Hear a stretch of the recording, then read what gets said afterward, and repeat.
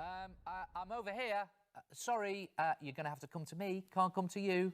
Call me weak, call me a coward, but I am not getting down from here. Why? Crocs. They're everywhere. The place is infested with them. Look good though, don't they? Great on the floor, at home, swimming through your carpet.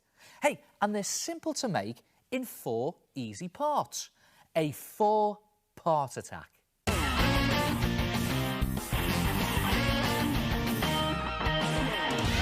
For the first part, to make your croc, draw around a plate and a saucer onto a big bit of cardboard box card. Now they need to be about 15 centimetres apart. When you've done that, use these as a guide to draw your croc's head shape. Just go around the circles and you can adjust it as you're going.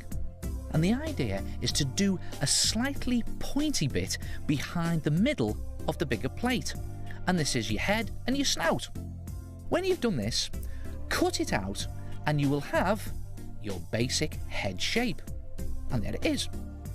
Next, you need another bit of card so that you can make the body. Cut it into an oval shape a bit bigger than the head.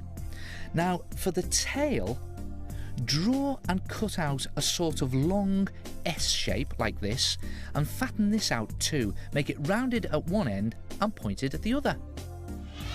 So now you have all the basic parts for your carpet croc. You've got the head, the body and the tail. Next, you need to fatten him up. And for this, you just need to do a bit of newspaper sculpture. For part 2, you need to scrunch a large piece of newspaper into a big fat pillow and place it in position on the card head. And for the nose end, make a smaller pillow and stick that in place. Then pad out in between the two.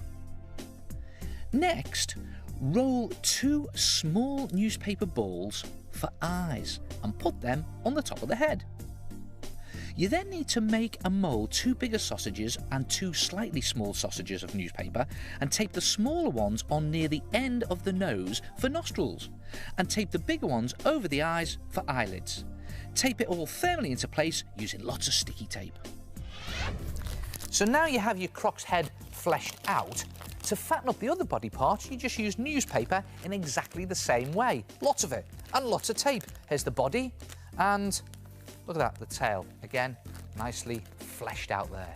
And looking good so far. Now, to make him more realistic, how's about some scaly detail? For this part, the scaly detail, you need to use screwed up bits of newspaper. And the idea is to arrange a few of them on top of the head and just tape them into place. Use lots of tape for this. And then on the body, you need to arrange the bits of newspaper in rows and again just tape or glue them to keep them secure. And if you do the same sort of thing on the tail, you'll have all the body parts with rows of scales and again use plenty of tape. And now give him some skin. For part 4, making the skin, you need bits of torn up tissue or kitchen paper and glue mixed in equal parts with water. Paint the glue mixture onto your crocodile and just slop it on like this. Then take your bits of tissue and lay them into the glue. Paint more glue mix on top of them. And the idea is to cover everything in one layer of glue mix and tissue. Just make sure you tuck it into all the nooks and crannies.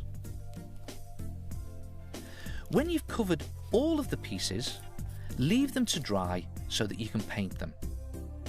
Now it's best to give the whole thing a base coat of green paint. Then, how about yellow to pick out the raised detail? Just dab it on. Then you could mix some darker colours to shade the nostrils. And how about some yellow eyes with black slits? And when you've painted all the details on all your croc parts and let them dry, it will look something like this. And all you have to do is set him free to swim around your carpet or floor. And you can even have a go at making other creatures. How about a little turtle made using the same technique but with 4 little feet? He looks very cute swimming around the floor, doesn't he? And if you haven't got much card or paper, you can always make a baby carpet croc. Oh, try it yourself, a carpet croc.